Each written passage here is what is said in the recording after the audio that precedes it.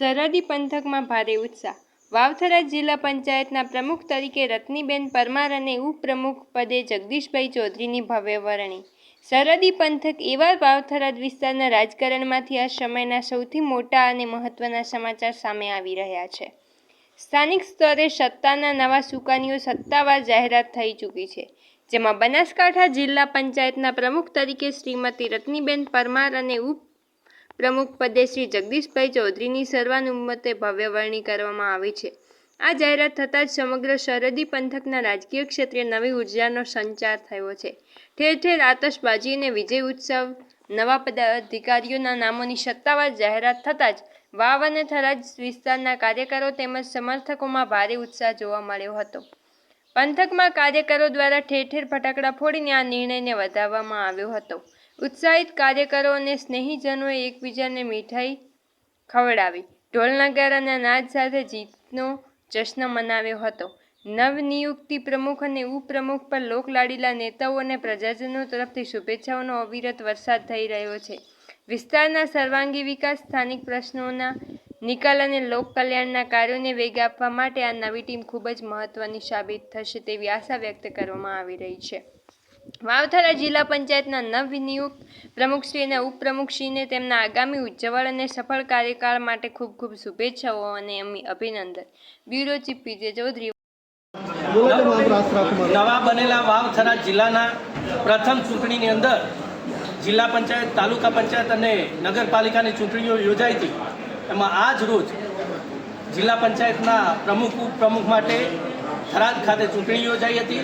એમાં ભારતીય જનતા પાર્ટીના પ્રમુખ તરીકે રત્નીબેન પરમાર અને ઉપપ્રમુખ તરીકે જગદીશભાઈ ચૌધરીની નિમણૂક કરવામાં આવી છે. આ વાવ થરાદ જિલ્લાના તમામ મતદારો અને 18 આલમ અને 36 કોમનો ખૂબ ખૂબ આભાર માનું છું પ્રમુખ તરીકે કે આ નરેન્દ્રભાઈ મોદી સાહેબ અને ભૂપેન્દ્રભાઈ પટેલ સાહેબની આ વિકાસની રાજનીતિએ સ્વીકારી અને ભારતીય જનતા પાર્ટીના તરફેણમાં મત આપી અને આજે ભારતીય જનતા પાર્ટીના પ્રમુખ, ઉપપ્રમુખ તરીકેની આ નવા બનેલા વાવથરા જિલ્લાના પ્રથમ પ્રમુખ તરીકેની જે નિમણૂક થઈ છે એ માટે રત્નીબેનને ખૂબ ખૂબ અભિનંદન આપું છું અને જગદીશભાઈને પણ ખૂબ ખૂબ અભિનંદન. Thank you. વાવથરા જિલ્લાની જિલ્લા પંચાયતના પ્રમુખ તરીકેની આજે સમિતિ યોજાઈ હતી. એમાં ખૂબ જ બહુમતી સાથે અમારી આ વાવથરા જિલ્લા પંચાયતના નવનિયુક્ત પ્રમુખની વરણી થઈ છે.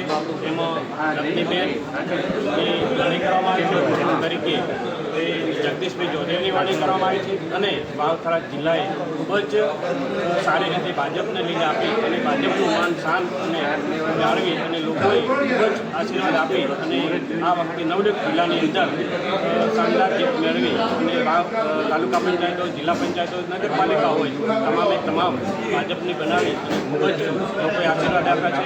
એ વિકાસની રાજનીતિ છે. એ ભૂપેન્દ્રભાઈ સરકારની વિકાસની રાજનીતિની અંદર લોકોએ સ્વીકારી અને આ વખતે નવનિયુક્ત જિલ્લાની અંદર નવીન ભાજપના જિલ્લા પ્રમુખ તરીકે આ નિયુક્તિ થઈ છે. એટલે ખૂબ લોકોનો આભાર માનીએ છીએ. પરમાર, જિલ્લા પંચાયત મલુપર સીટ 17. આજ રોજ વાવથરા જિલ્લા પંચાયતમાં મને પ્રથમ પ્રમુખની જવાબદારી આપી. આ બદલે પાર્ટીનો સમગ્ર નેતૃત્વનો ખૂબ આભાર અને જિલ્લાના નેતૃત્વનો પણ ખૂબ આભાર અને આપણા લોકસેવક શંકરભાઈ ચૌધરી સાહેબનો પણ ખૂબ આભાર. તેમજ મલુપર જિલ્લા પંચાયતના તમામ મતદારોને પણ આભાર અને મને મળેલી જવાબદારી હું નિશ્ચિતતાથી નિભાવીશ. સૌનો સાથ, સૌનો વિકાસ. જય જય ગુજરાત. Okay, thank you. કયું આપ કામ કરશો જે પ્રાયોરિટી આપશો? ખાસ કરીને વાવથરા જિલ્લાની અંદર પીવાના પાણી તેમજ સિંચાઈ પાણી તકલીફ છે, કયા કામો કરશો એના જે વિકાસ